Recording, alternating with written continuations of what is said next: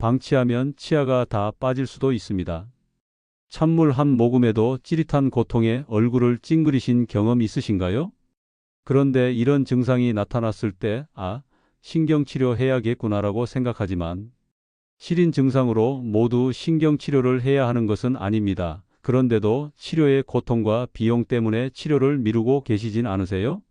치아에 파임이 생겨서 나타나는 이런 증상을 방치하시면 결국엔 소중한 치아를 뽑아야 할 수도 있어요.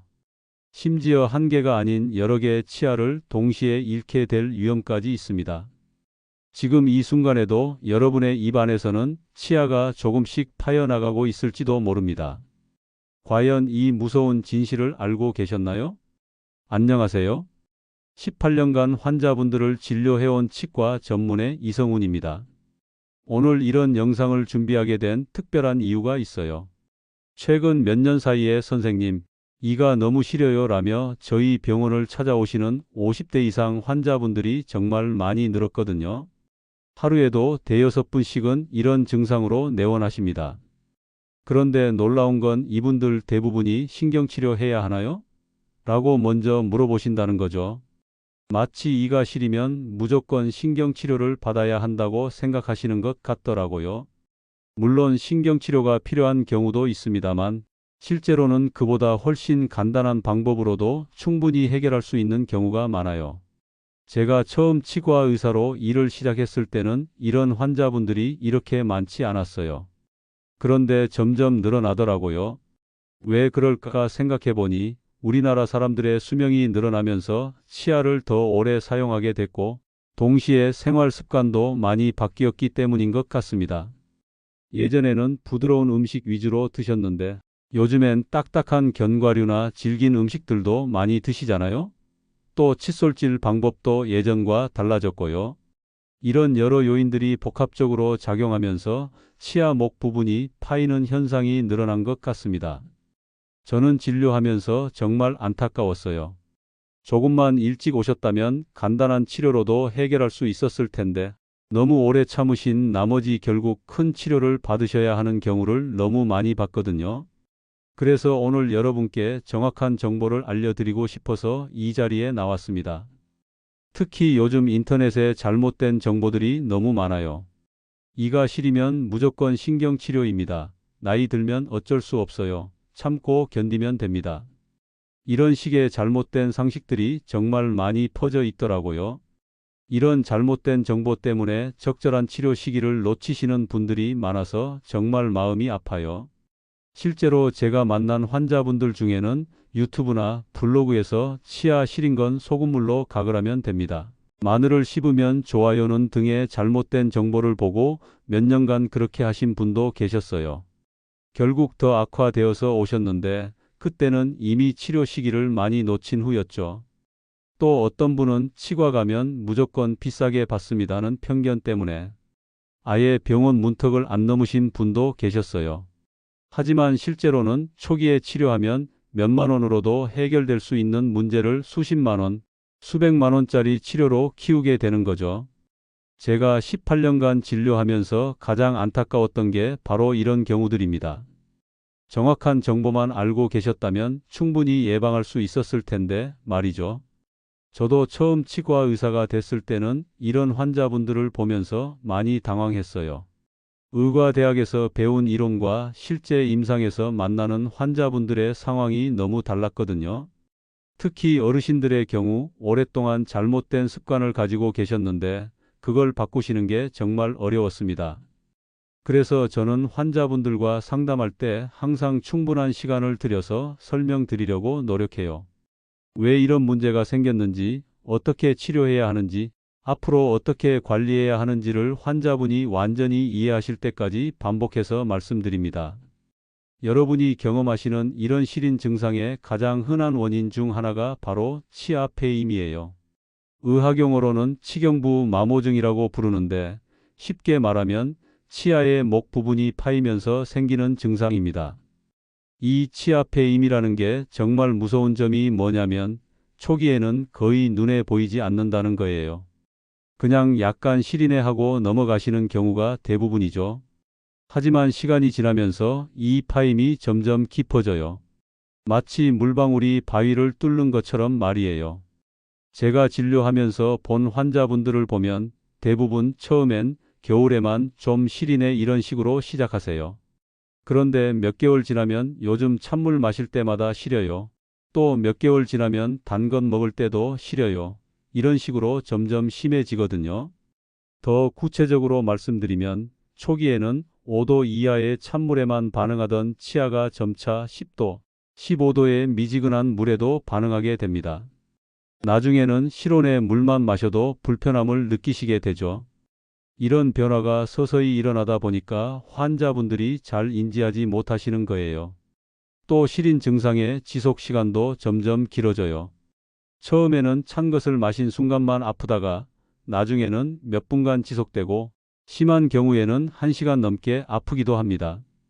이렇게 되면 일상생활에 심각한 지장을 받게 되죠. 파임이 깊어지면 어떻게 될까요? 치아 안에 있는 신경이 외부에 노출되기 시작합니다. 그러면 찬 음식이나 단 음식에 반응해서 극심한 통증을 느끼게 되죠. 여기서 끝이 아니에요.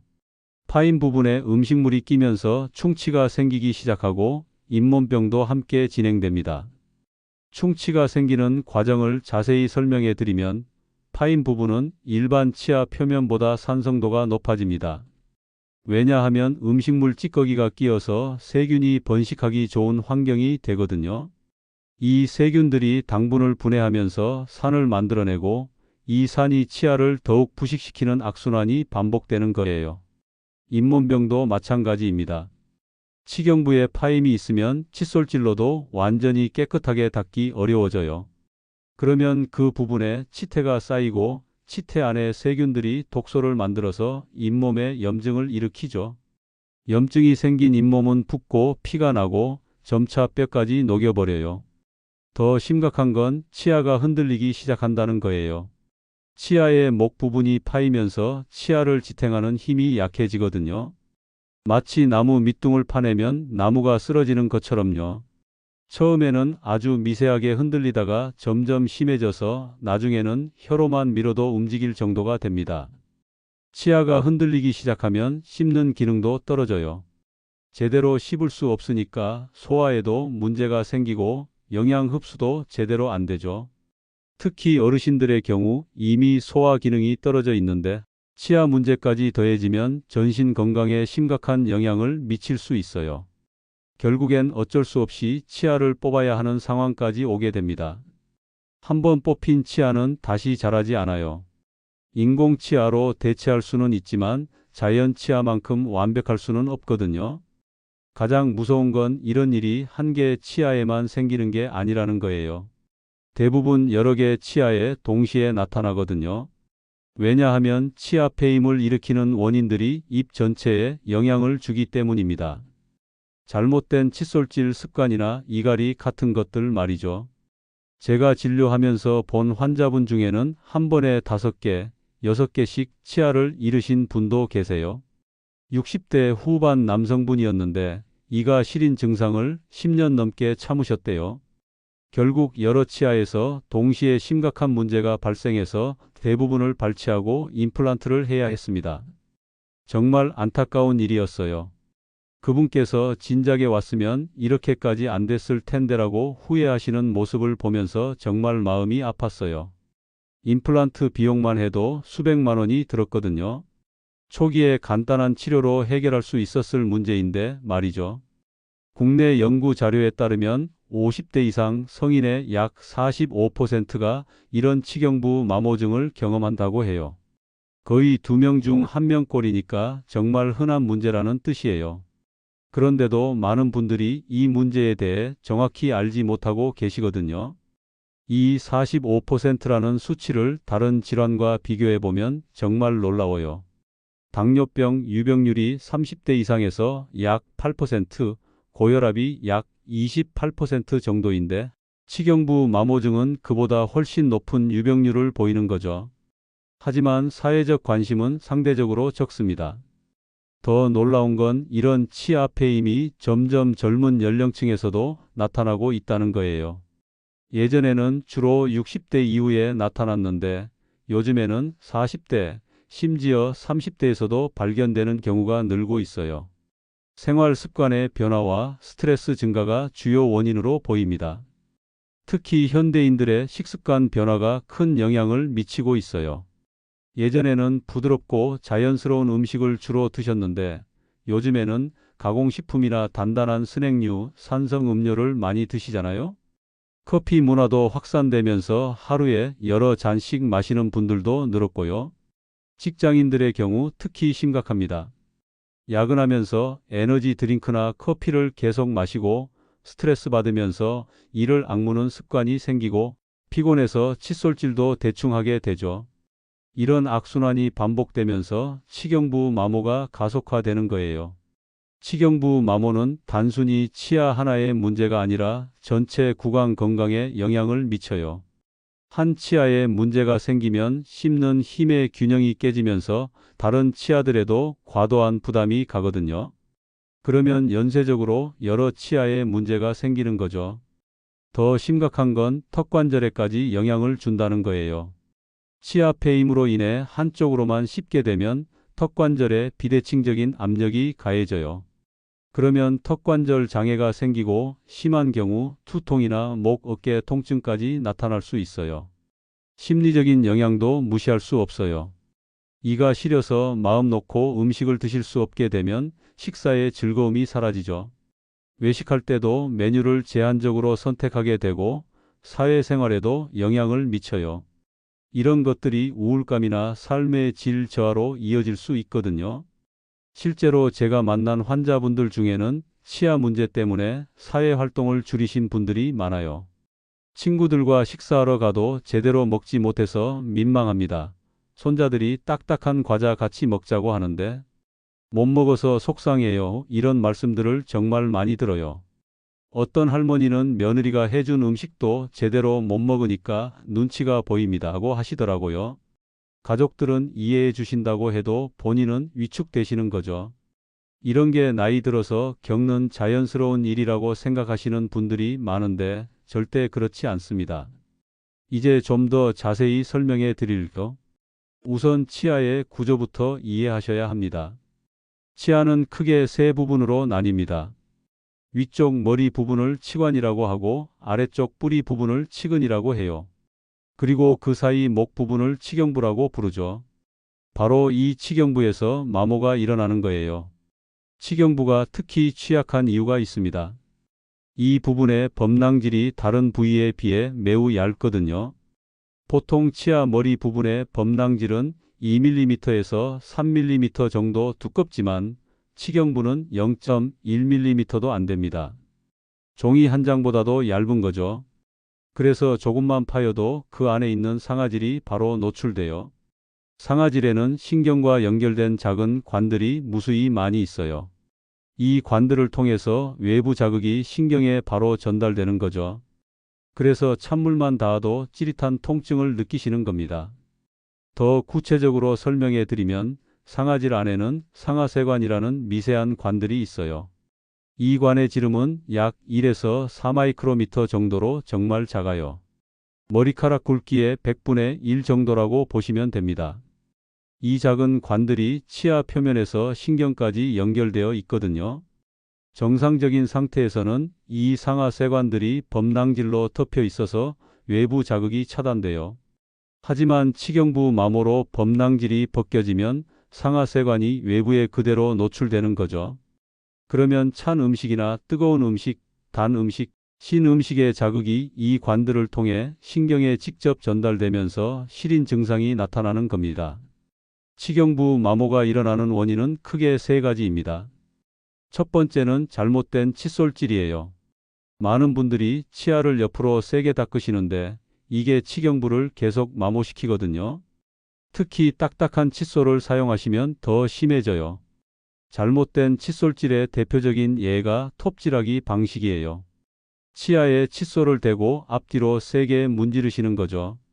이렇게 하면 칫솔모가 치경부의 얇은 범낭질을 계속 깎아내리게 됩니다.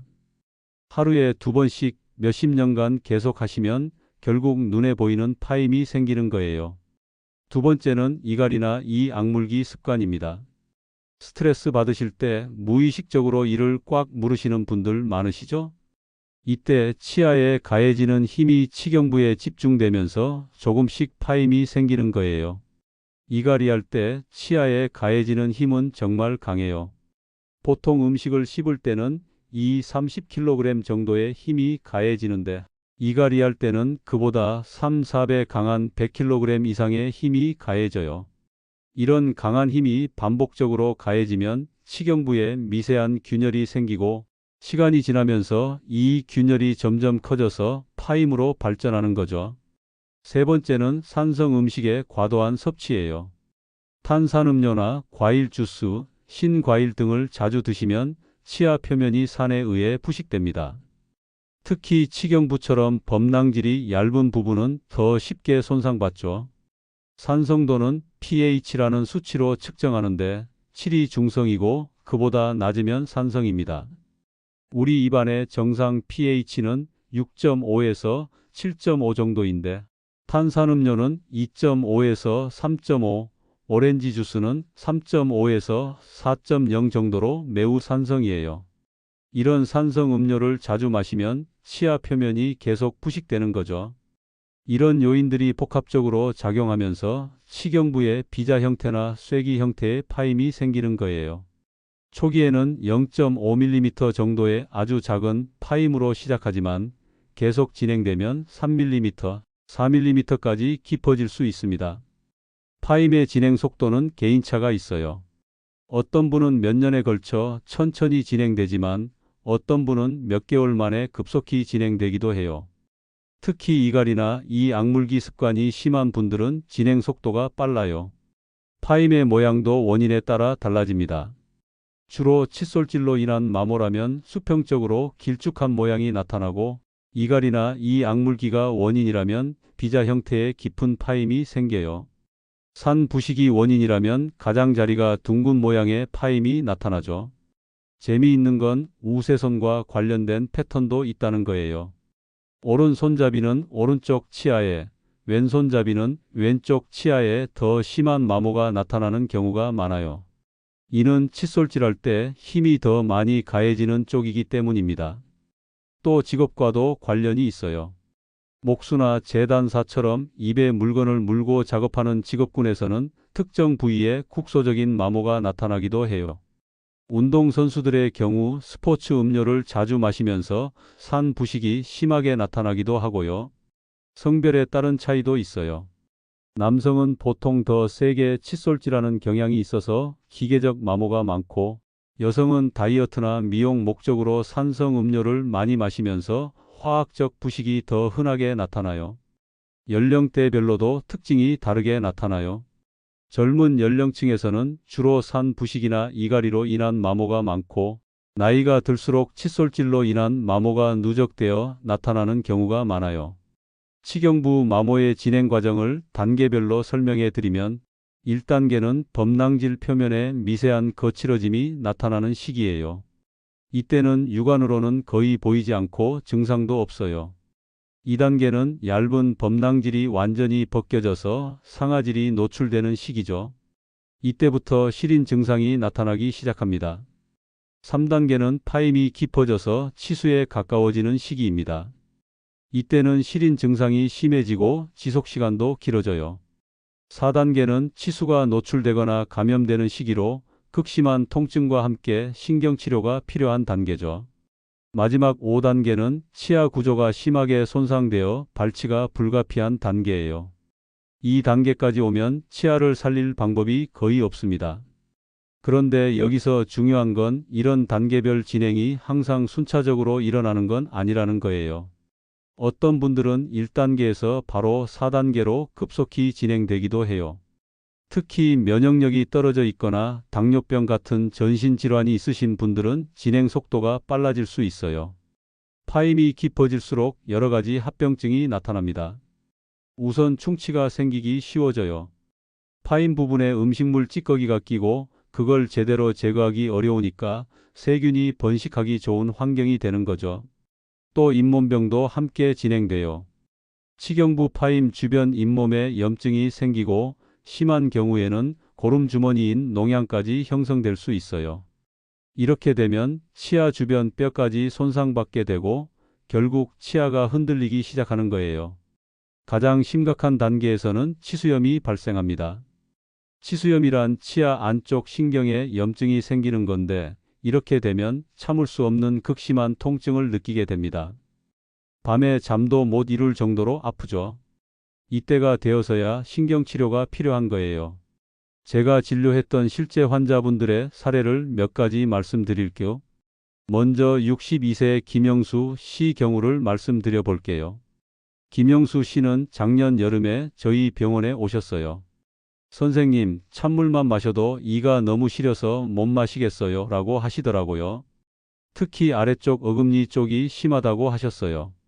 김영수 씨 말씀으로는 처음에는 겨울에만 조금 시렸는데 점점 심해져서 이제는 여름에도 에어컨 바람만 쐬도 이가 시리다고 하셨어요. 심지어 양치할 때도 미지근한 물로 해야 한다고 하시더라고요. 식사할 때도 찬 반찬은 전혀 드실 수 없고 뜨거운 국물도 식혀서 드셔야 했대요. 김영수 씨의 직업이 건설 현장 감독이었는데 현장에서 시원한 물을 마시지 못해서 정말 고생이 많으셨다고 해요. 여름에 더운 현장에서 일하시는데 찬물을 마실 수 없으니까 얼마나 답답하셨겠어요? 동료분들이 시원한 음료수 마시자고 해도 항상 거절하셔야 했대요. 검사해 보니 아래쪽 좌우 어금니 치경부의 초기 단계의 파임이 발견됐습니다. 다행히 깊이가 1mm 정도로 그리 심하지 않았죠. 파임 모양을 보니 주로 칫솔질로 인한 마모였어요. 김영수 씨께서 어릴 때부터 이를 세게 닦는 습관이 있으셨거든요. 김영수 씨께서 하신 말씀이 어머니께서 이를 깨끗하게 닦으라고 하셔서 평생 세게 닦았습니다는 거였어요. 좋은 의도였지만 잘못된 방법이었던 거죠. 그분 어머니 세대에는 올바른 칫솔질에 대한 정보가 부족했으니까 어쩔 수 없었던 일이에요. 김영수 씨께 지각 과민 억제제를 이용한 코팅 치료를 해드렸어요. 불소가 함유된 특수한 약재를 파인 부분에 발라서 상하세관을 막아주는 치료법이에요. 치료 시간은 30분 정도 걸렸고 비용도 한 치아당 3만 원 정도로 부담스럽지 않았어요. 치료 과정을 자세히 설명해 드리면 먼저 파인 부분을 깨끗하게 청소하고 약간 거칠게 만들어서 약재가 잘 붙도록 준비해요. 그 다음에 지각 과민 억제제를 발라서 빛으로 굳히는 과정을 두세 번 반복하죠. 마지막에 표면을 매끄럽게 다듬어서 마무리합니다. 치료 후 김영수 씨가 정말 놀라워 하시더라고요. 선생님, 찬물을 마셔도 전혀 시리지 않아요 라고 하시면서요. 그날 바로 병원 매점에서 시원한 음료수를 사서 마시셨는데 정말 오랜만에 마시는 시원한 음료예요 라고 하시면서 거의 눈물을 글썽이셨어요. 지금도 6개월마다 정기검진 받으시는데 추가적인 파임 진행 없이 잘 관리되고 있습니다. 칫솔질 방법도 바꾸시고 부드러운 칫솔 사용하시면서 재발 방지에도 신경 쓰고 계세요. 현장에서도 동료분들과 함께 시원한 음료를 마시면서 일하신다고 정말 좋아하세요. 하지만 안타까운 사례도 있어요. 70세 박정희 씨는 이미 상황이 많이 진행된 상태로 오셨거든요. 박정희 씨는 3년 전부터 이가 시렸지만 나이 들면 다 그런 거지라고 생각하시고 계속 참으셨대요. 박정희 씨께서 처음 증상을 느끼신 건 손자 생일 파티에서였대요. 아이스크림 케이크를 함께 드시려고 했는데 너무 시려서 못 드셨다고 해요. 그때도 할머니는 이가 약해서라고 넘어가셨는데 그게 시작이었던 거죠. 검사 결과 위아래 여러 치아의 치경부에 3-4mm 깊이의 심한 파임이 발견됐습니다. 이미 신경까지 노출된 상태였죠. 박정희 씨는 찬 것뿐만 아니라 뜨거운 것, 단 것, 심지어 바람만 불어도 극심한 통증을 느끼셨어요. 박정희 씨의 경우가 특히 안타까웠던 건 혼자 사시면서 제대로 된 식사를 못하고 계셨다는 거예요. 모든 음식에 반응해서 아프니까 죽이나 미음 위주로만 드시고 계셨거든요. 그러다 보니 영양 상태도 좋지 않으셨고 체중도 많이 줄어 있으셨어요. 이 정도 단계에서는 단순한 코팅 치료로는 해결이 안 됩니다. 박정희 씨는 결국 여러 치아의 신경치료를 받으셔야 했고 그 후에 크라운을 씌우는 치료까지 받으셨어요. 치료 기간도 6개월 넘게 걸렸고 비용도 상당했죠. 치료 과정이 길다 보니 박정희 씨도 많이 힘들어 하셨어요. 나이가 많으셔서 병원에 오는 것도 쉽지 않으셨고 치료 중에 불편함도 많이 겪으셨거든요. 가족들이 번갈아 가면서 모시고 오셨는데 가족분들도 많이 고생하셨어요. 더 안타까운 건 일부 치아는 너무 심하게 손상되어서 결국 뽑아야 했다는 거예요. 치경부 파임이 너무 깊어져서 치아의 강도가 현저히 떨어졌거든요. 박정희 씨는 진작에 올 걸 그랬습니다 하고 후회하시더라고요. 박정희 씨께서 하신 말씀 중에 기억에 남는 게 젊은 사람들한테는 꼭 말해주세요. 이런 거 절대 참지 말고 바로 병원에 가라고라는 거였어요. 본인의 경험을 통해서 다른 분들이 같은 실수를 하지 않았으면 좋겠다고 하시더라고요. 또 다른 사례로 58세 이미숙 씨가 있어요. 이미숙 씨는 특이하게 앞니에 치경부 마모가 심했어요. 보통은 어금니에 많이 생기는데 이미숙 씨는 스트레스를 많이 받으시면서 이를 악무는 습관이 있으셨거든요. 이미숙 씨는 남편 간병을 5년간 하시면서 엄청난 스트레스를 받으셨대요. 밤에도 제대로 주무시지 못하고 낮에도 계속 긴장 상태를 유지하셔야 했거든요. 그러다 보니 무의식적으로 이를 꽉 물고 계시는 시간이 많았던 거죠. 이미숙 씨의 경우는 파임의 깊이는 그리 깊지 않았지만 앞니라서 미용상 문제가 있었어요. 웃을 때 파임 부분이 검게 보여서 스트레스를 많이 받으셨대요. 사람들과 대화할 때 입을 가리고 말하게 됩니다 하고 하시더라고요. 이런 경우에는 치아색 레진으로 충전하는 치료를 해드립니다. 레진 충전 치료는 파임 부분을 치아색과 똑같은 재료로 메우는 건데 시린 증상도 해결되고 미용적인 문제도 동시에 해결할 수 있어요. 이미숙 씨 치료할 때는 색깔 맞추는 게 특히 중요했어요. 앞니는 다른 사람들 눈에 잘 띄는 부분이니까 자연스럽게 보여야 하거든요.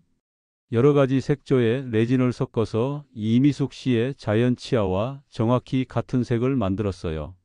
치료 후 이미숙 씨가 거울을 보시고는 정말 놀라워하셨어요.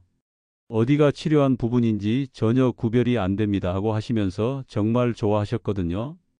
이제 마음 놓고 웃을 수 있어요 라고 하시면서 환하게 웃으시던 모습이 아직도 기억나요.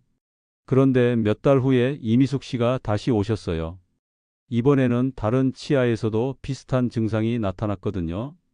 역시 스트레스로 인한 이 악물기 습관 때문이었어요. 그래서 이미숙 씨께는 치료와 함께 야간용 마우스피스도 제작해 드렸어요. 마우스피스 제작 과정도 설명해 드리면 먼저 이미숙 씨의 치아 모형을 뜨고 그 모형을 기반으로 투명한 플라스틱 재료로 맞춤형 마우스피스를 만드는 거예요. 두께는 2-3mm 정도로 하고 착용했을 때 불편하지 않도록 가장자리를 매끄럽게 다듬어요. 마우스피스 착용 후에는 새로운 마모 진행이 현저히 줄어들었습니다. 이미숙 씨도 잠잘 때 훨씬 편해졌어요 라고 하시더라고요. 무의식적으로 이를 악물던 습관이 줄어들면서 목과 어깨 통증도 많이 개선됐다고 하셨어요. 65세 최종철 씨의 경우는 조금 특별했어요. 평생 담배를 피우시던 분이었는데 금연하신 후에 딱딱한 사탕을 자주 드시는 습관이 생기셨대요. 담배 생각이 날 때마다 사탕으로 대신하신 건데 그게 오히려 치아에는 독이 됐죠. 최종철 씨께서 하루에 드시는 사탕 개수가 30개 정도였대요. 금연 스트레스 때문에 계속 입에 뭔가 물고 계셔야 했거든요. 문제는 그 사탕들이 대부분 딱딱한 타입이었다는 거예요. 씹어서 깨뜨려 먹는 습관까지 있으셨고요.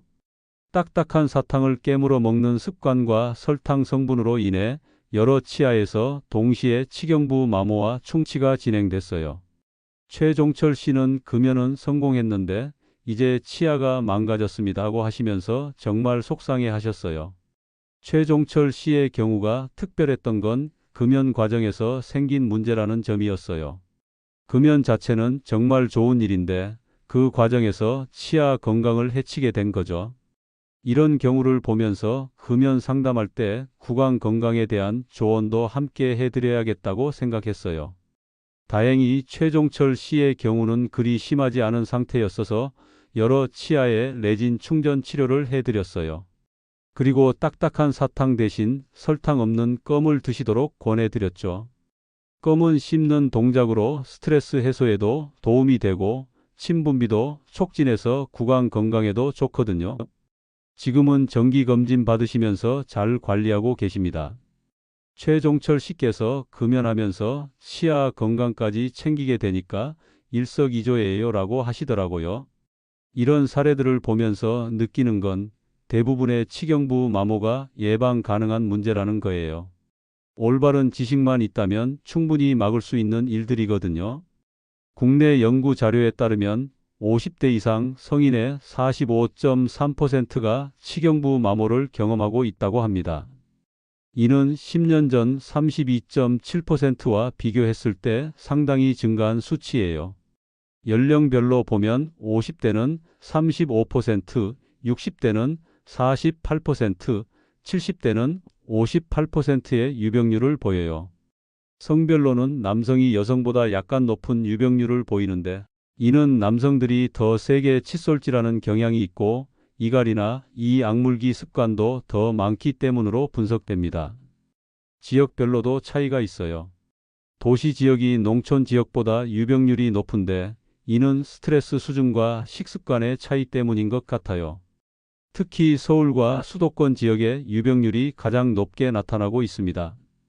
이제 단계별로 어떻게 치료하고 관리해야 하는지 구체적으로 말씀드릴게요.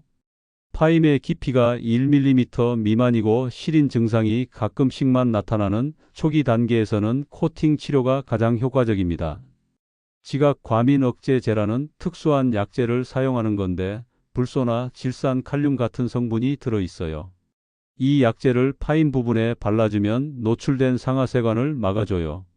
치료 시간은 2~30분 정도로 짧고 한 치아당 비용도 2에서 4만 원 정도로 부담스럽지 않아요.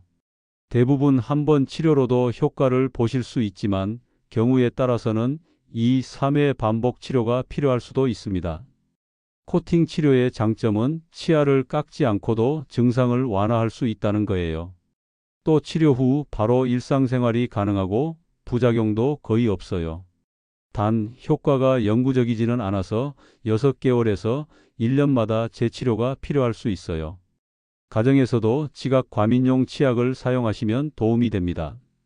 이런 치약에는 질산칼륨이나 염화스트론튬 같은 성분이 들어있어서 신경의 민감도를 낮춰줘요. 단 효과를 보려면 최소 2에서 4주간 꾸준히 사용하셔야 해요. 파임의 깊이가 1~2mm 정도이고 시린 증상이 지속적으로 나타나는 중간 단계에서는 충전 치료를 해야 합니다. 주로 레진이나 글래스 아이오노머라는 재료를 사용하죠. 레진 충전은 치아색과 똑같은 플라스틱 재료로 파인 부분을 메우는 치료예요.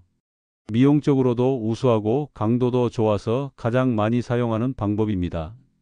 치료 시간은 30에서 60분 정도 걸리고 한 치아당 비용은 5에서 10만 원 정도예요. 글래스 아이오노머는 불소를 서서히 방출해서 추가적인 충치 예방 효과가 있어요. 레진보다는 강도가 약하지만 생체 친화적이라는 장점이 있죠. 주로 어르신들이나 충치 위험이 높은 분들에게 추천해요. 충전 치료는 보험이 적용되는 경우가 많아서 본인 부담금이 그리 크지 않아요. 특히 어금니의 경우 아말감이나 글래스 아이오노머 충전은 보험 적용이 되니까 부담 없이 치료받으실 수 있습니다.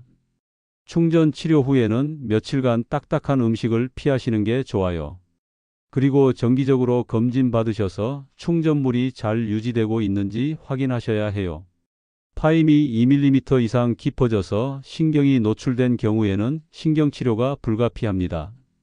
신경치료는 감염된 신경을 제거하고 그 공간을 특수한 재료로 채우는 치료예요. 신경치료는 보통 2~3회에 걸쳐서 진행됩니다. 첫 번째 방문에서는 감염된 신경을 제거하고 소독을 해요. 두 번째 방문에서는 신경관을 완전히 청소하고 임시로 막아둬요. 마지막 방문에서는 영구적인 재료로 신경관을 채우죠. 신경치료 후에는 치아가 약해지기 때문에 크라운을 씌워야 해요.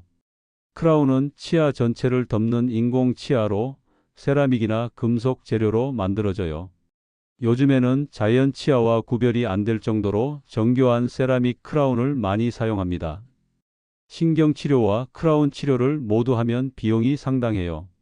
한 치아당 30에서 80만 원 정도 들 수 있어요.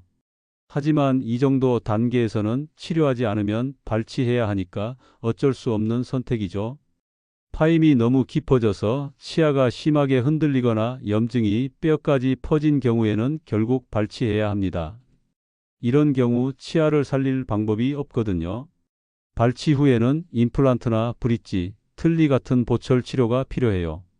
임플란트는 가장 좋은 방법이지만 비용이 많이 들고 뼈 상태가 좋지 않으면 시술이 어려울 수도 있어요. 브릿지는 양옆 치아를 깎아서 연결하는 방법이고 틀니는 빼고 끼는 방식입니다.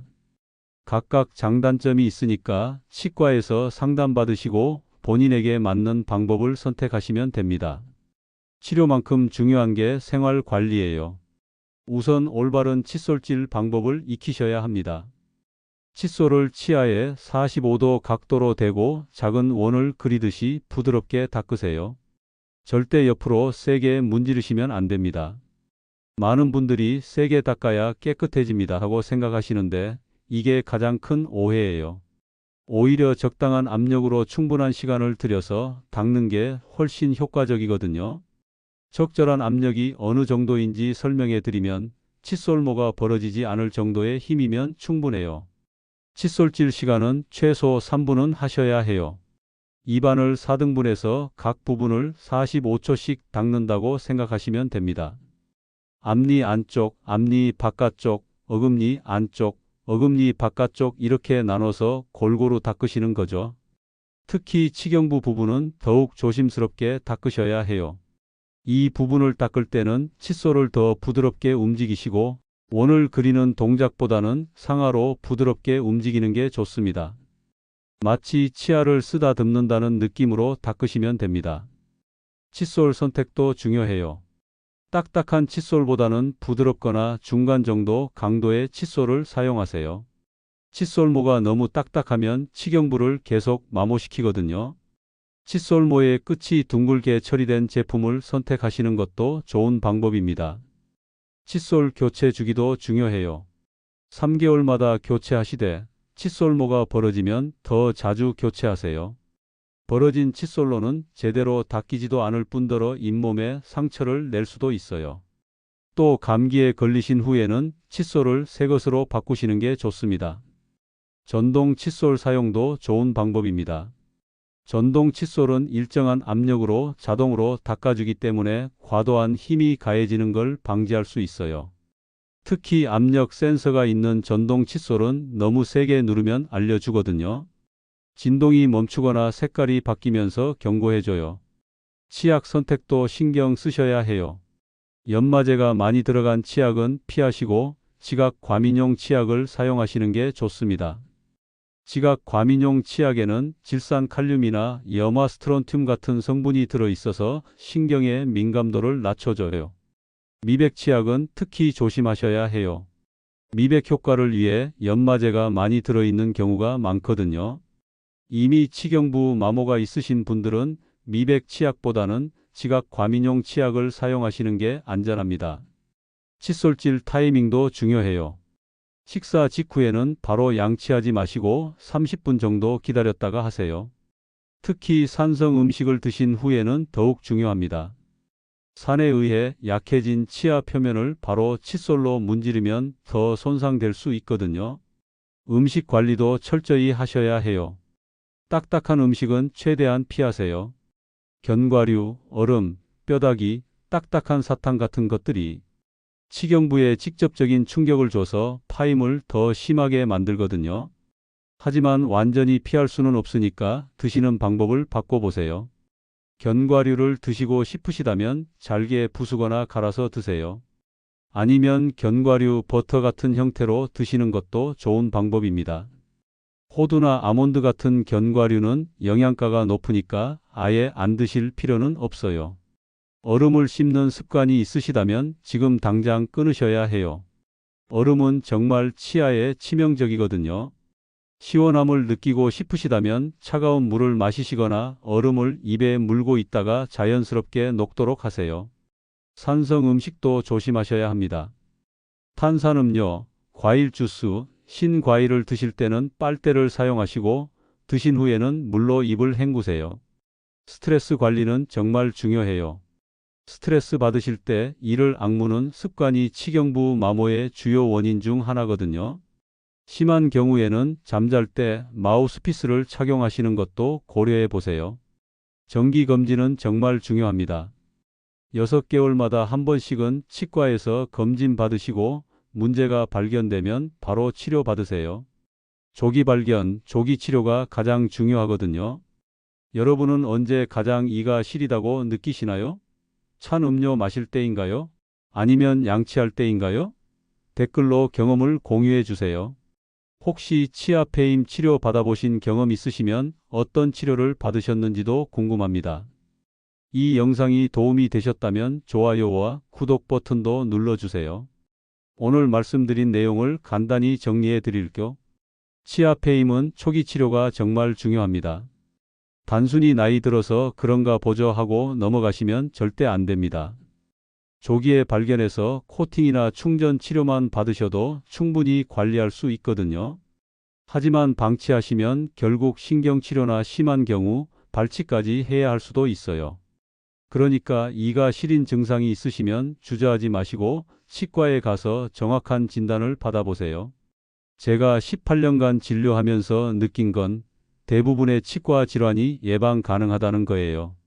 특히 치경부 마모는 올바른 생활 습관만 유지하셔도 충분히 예방할 수 있는 문제거든요. 올바른 칫솔질, 적절한 식습관, 스트레스 관리, 정기 검진. 이 4가지만 잘 지키셔도 평생 건강한 치아 유지하실 수 있을 거예요. 특히 50대 이상 분들은 정기 검진을 꼭 받으시길 권해드립니다. 6개월에 한 번씩만 검진 받으셔도 많은 문제들을 예방할 수 있거든요. 건강한 치아는 단순히 음식을 씹는 기능만 하는 게 아니라 삶의 질과 직결되는 문제예요. 마음 놓고 웃을 수 있고, 맛있는 음식을 즐길 수 있고, 자신감 있게 사람들과 대화할 수 있는 것. 이 모든 게 건강한 치아가 있어야 가능한 일이거든요. 세상에는 정말 맛있는 음식들이 많은데 이 문제 때문에 제대로 드시지 못한다면 얼마나 아쉬운 일이겠어요? 손자, 손녀들과 함께 딱딱한 과자도 드시고 친구들과 함께 맛있는 식사도 하시고 그런 소소한 행복들을 누리시길 바랍니다. 마지막으로 정말 중요한 말씀 드릴게요. 이 영상은 일반적인 의학 정보를 제공하는 목적으로 만들어졌습니다. 개인마다 상황이 다르고 증상도 다르기 때문에 정확한 진단과 치료는 반드시 치과 전문의와 직접 상담 후 결정하셔야 해요. 인터넷 정보만 보고 자가 진단하시거나 치료를 미루시면 절대 안 됩니다. 여러분의 소중한 건강을 지키기 위해서는 전문의의 정확한 진단이 필요해요.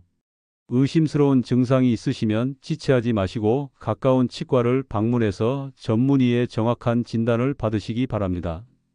여러분의 소중한 치아 건강을 위해서 오늘 말씀드린 내용들을 꼭 기억해 주세요. 건강한 치아로 행복한 하루하루 보내시길 바라겠습니다. 오늘도 시청해 주셔서 정말 감사합니다.